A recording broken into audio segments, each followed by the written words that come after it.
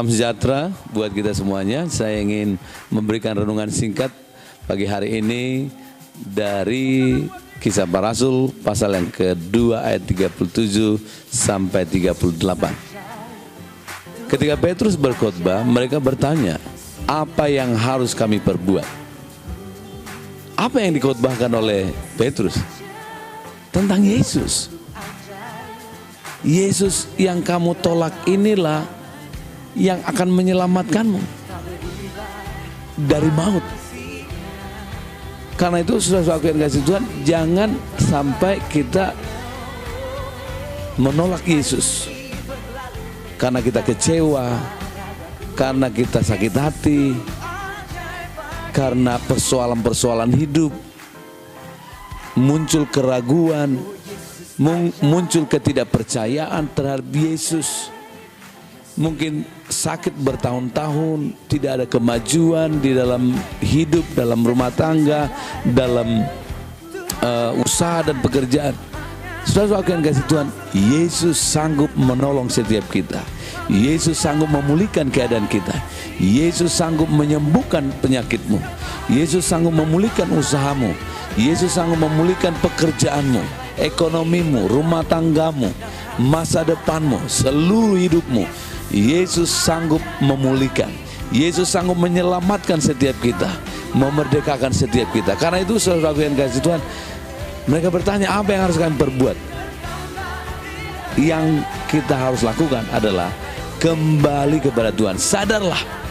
Sadarlah bahwa hanya Yesus yang sanggup memulihkan, menyelamatkan, haleluya, memerdekakan setiap kita. Sadarlah bahwa Yesus Kristus Tuhan dan Juru Selamat, pemilik kehidupan kita.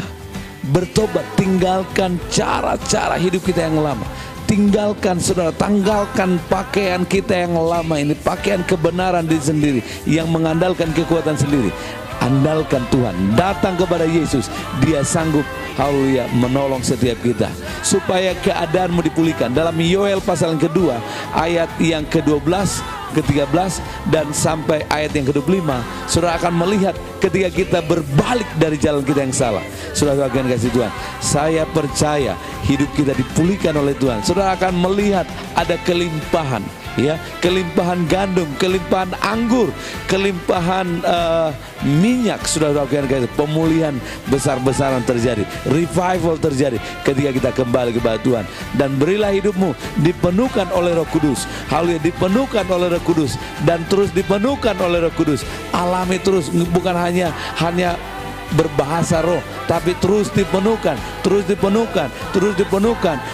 dengan firman, dipenuhkan dengan Roh Kudus sampai saudara punya pengenalan, haleluya, terus menerus, haleluya, lewat firman Allah, lewat Roh Kudus. Saudara akan, haleluya, memiliki visi, haleluya, dan saudara akan dipakai Tuhan untuk membawa jiwa-jiwa kepada Yesus, memberitakan nama Yesus dan membawa jiwa-jiwa itu kepada Yesus supaya mereka dimerdekakan, supaya mereka dipulihkan. Saya mengajak saudara lewat video singkat ini supaya saudara, haleluya, terus beritakan Yesus, beritakan kabar baik. Haleluya, hanya Yesus yang sanggup menyelamatkan, memulihkan, menolong setiap umat manusia. Semua, haleluya, manusia, haleluya, dikasihi oleh Tuhan, ya, semua.